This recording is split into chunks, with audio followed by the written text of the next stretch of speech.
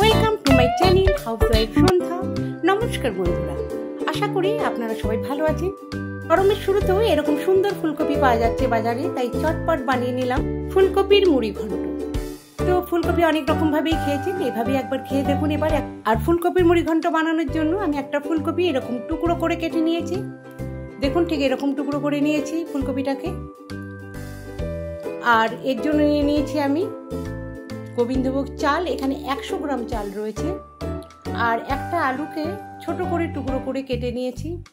আর এখানে মশলার মধ্যে সেমন কিছু নেই, এখানে আছে চিনি, নুন, আর এখানে হলুদের গুঁড়ো, এখানে জিরের গুঁড়ো, এখানে আদা বাটা, আর এখানে রয়েছে গোটা গরম মশলা, আর ফোড়নের জন্য তেজপাতা আর জিরে। এবার আমি আসল প্রসেসে আসছি। ফুলকপিগুলোকে আমি গরম জল দিয়ে একটু ভিজিয়ে রাখবো। তো আর একটা পেঁয়াজকে আমি কুচি করে নিয়েছি। এবার যে গোবিন্দভোগ চালটা ভালো করে ধুয়ে আমি ওর মধ্যে 1 চামচ ঘি দিয়ে ভালো করে মেখে রেখে দেব। তা মোটামুটি 20-25 মিনিট রাখবো। এবার আমি কড়াই তেল গরম হয়ে গেলে আমি এর মধ্যে প্রথমে কিছুটা হলুদ দিয়ে নেব, কেননা ফুলকপিগুলোকে ভাজবো যাতে ফুলকপির একটা কালার চলে আসে, ওই জন্য কাঁচা হলুদের গন্ধটা যাতে না থাকে ওটা আমি একেবারে তেলেই দিয়ে দিলাম। একটু নুনও দিয়ে দিলাম সামান্য পরিমাণে। ফুলকপিটা নুন আর এই হলুদ দিয়ে ভাজা হবে। তো হলুদটা আগেই দিয়ে দেওয়ার কারণ হচ্ছে হলুদটা নালে ফুলকপির গায়ে আটকে আটকে থাকবে, তেলে দিয়ে দিলে পুরো ফুলকপিতে সুন্দর করে এটা ভাজা হয়ে যাবে। তো ফুলকপিগুলোকে আমি এভাবে নাড়াচাড়া করে বেশ ভালো করে একটু লাল লাল করে ভেজে নেব। আপনারা যারা আজকে প্রথম দেখছেন তারা টুক করে একটু লাইক দিয়ে দিন, আর শেয়ার কমেন্ট করবেন, আর যদি ভালো লাগে অবশ্যই অবশ্যই সাবস্ক্রাইব করবেন, আর বেল আইকনটি প্রেস করে দেবেন যাতে আমি আবার যখন নতুন কোনো রেসিপি বা ভিডিও ছাড়বো সবার প্রথম আপনাদের কাছে পৌঁছে যাবে। এবার আমি সেই তেলের মধ্যে তেজপাতা জিরে ফোড়ন দিয়ে আলুটা আর পেঁয়াজটা একসঙ্গে ভেজে নিচ্ছি। আলুগুলো ছোট করে কাটা আছে, তাড়াতাড়ি ভাজা হয়ে যাবে, তার সঙ্গে পেঁয়াজটাও যাতে ভাজা হয়ে যায় তার জন্য একসঙ্গে আমি দুটোকে ভাজছি।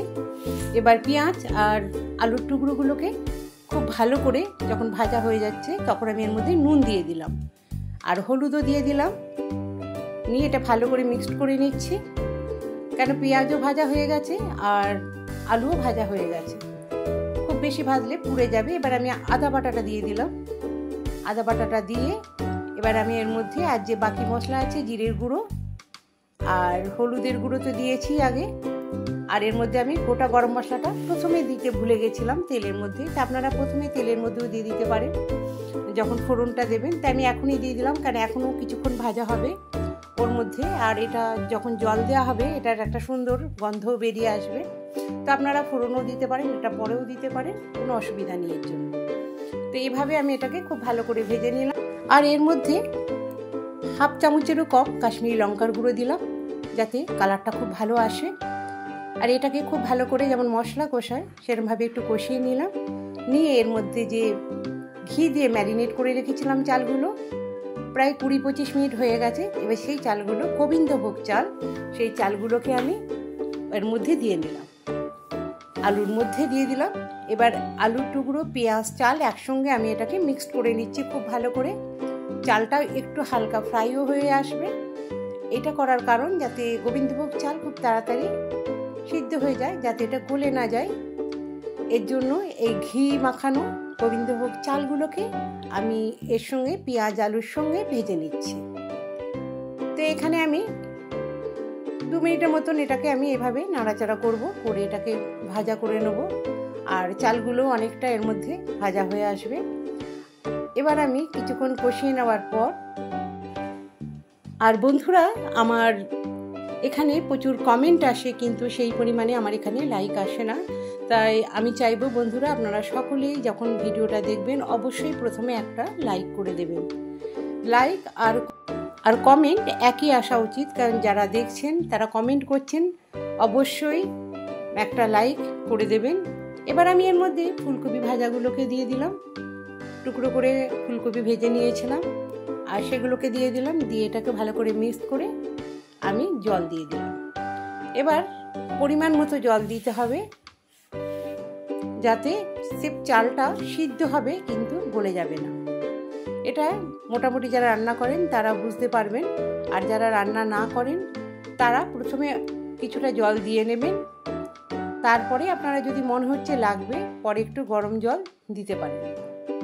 এবার আমি একটু চিনি দিয়ে দিলাম আর নুনটা টেস্ট করে দেখে নিলাম যে ঠিক আছে কিনা, যদি ঠিক না থাকে আর একটু দিয়ে নিলাম। আর এর মধ্যে আমি কাঁচা লঙ্কা দিয়ে দিলাম 2টো। আমি এর মধ্যে কোনো রকম ঝাল দিইনি এর আগে, কেন আমরা সে পরিমাণে ঝাল খাই না, আর যারা ঝাল খান তারা সেভাবে ঝালটা দিয়ে নেবেন। আমি ঝাল খাই না দেখে দিইনি, তা আপনারা শুকনো লঙ্কার গুঁড়োও দিতে পারেন। তো এখানে গোলমরিচের গুঁড়ো কেউ দেবেন না, এটার মধ্যে গোলমরিচের গুঁড়ো ভালো লাগবে না,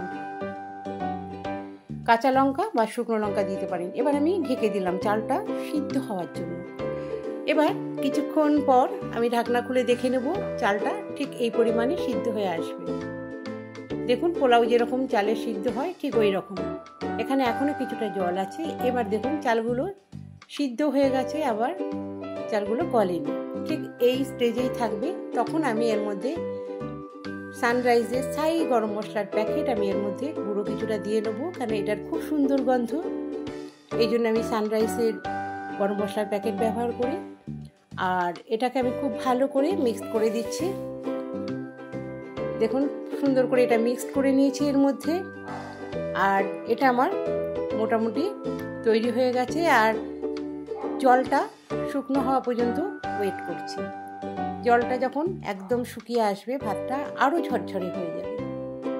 এবার লঙ্কার ঝালটাকে আমি এভাবে বের করে দিচ্ছি, যাতে ঝাল নুন মিষ্টি একদম সমান পরিমাণে থাকে, আর খুব সুন্দর একটা এর স্মেল বেরিয়ে আসে। গোবিন্দভোগ চাল, গরম মশলা, ঘি সব মিলিয়ে একটা অসাধারণ একটা রেসিপি। আপনারা এটা একবার বাড়িতে ট্রাই করবেন। এখনও ফুলকপি বেশ শেষের দিকে যে ফুলকপিগুলো আছে সেগুলো এখনও বেরোচ্ছে, যাদের দেরিতে ফুলকপির ফলনটা হয়। এখন বেশ এরকম টাটকা ফুলকপি পাওয়া যাচ্ছে, এখনও গরমের শুরু হয়েছে তার মধ্যেও পাওয়া যাচ্ছে এইরকম ফুলকপি। একবার এরকমভাবে এনে বানিয়ে খেয়ে দেখতেই পারেন এইভাবে রান্না করে। তো যারা যেখান থেকে আমার এই রান্নাটি দেখছেন তাদেরকে আমার অসংখ্য ধন্যবাদ। এই যে দেখুন একদম ঝরঝরে হয়েছে।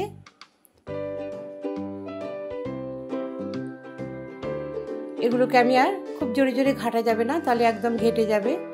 ঠিক এরকম ঝরঝরে পুরো জলটা টেনে গেলে আরও ঝরঝরে হয়ে যাবে। তো এবার আমি প্লেটে এগুলোকে উঠিয়ে নিচ্ছি। একটু এটা থেমে গেলেই বা ঠান্ডা হয়ে গেলেই একদম ঝরঝরে হয়ে যাবে। আর কালারটাও যেরকম সুন্দর এসেছে, আর এটা খেতেও সেরকম টেস্ট, যেরকম দেখতে এরকম একটু চেঞ্জ করে ফুলকপিটাকে খাওয়াই যায়। আর এখন এই ফুলকপি এভাবে খেলেই ভালো লাগবে। পুরো শীতকাল আমরা ফুলকপি খেয়েছি, যেহেতু এখনও পাওয়া যাচ্ছে, তো এভাবে খেলে খুবই ভালো লাগবে। একবার ট্রাই করুন বাড়িতে। আর আমার পুরনো বন্ধুদের যারা আমরা এখনও আমাকে সাপোর্ট করে যাচ্ছে তাদেরকে আমার অসংখ্য ধন্যবাদ। আর যারা নতুন আছেন তারা আমার পুরনো রেসিপিগুলো বা পুরনো ভিডিওগুলো দেখবেন। আজকে আসি, আবার আসবো নতুন কোনো ভিডিও।